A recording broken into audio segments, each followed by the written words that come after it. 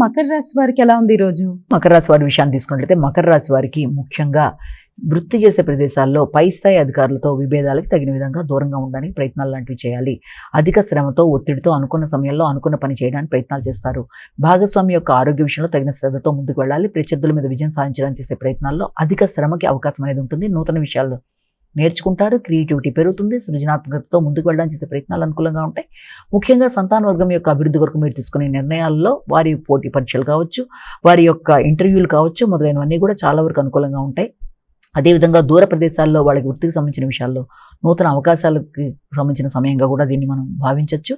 వ్యక్తుల యొక్క సహకారం బాగుంటుంది. దూర ప్రయాణాలకు అవకాశం ఉంటుంది. ముఖ్యంగా భాగస్వామితోనూ సంతాన వర్గంతోనూ కలిపి ప్రయాణాలు చేయడానికి సమయంగా భావించవచ్చు. కుంభరాశి.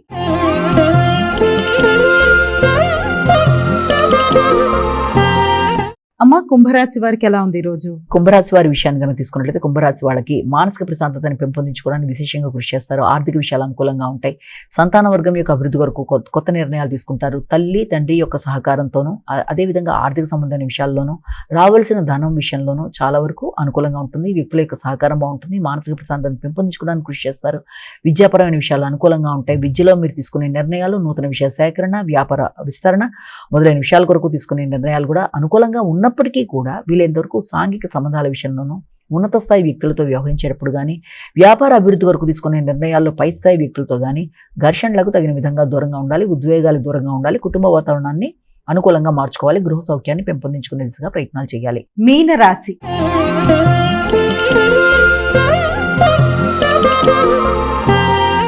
అమ్మ, మీనరాశి వారికి ఎలా ఉంది ఈ రోజు? గృహ వాహన విషయాల కొరకు ఆలోచనలు చేస్తారు. నూతన వాహన కొనుగోలు కొరకు ప్రయత్నాలు చేస్తారు.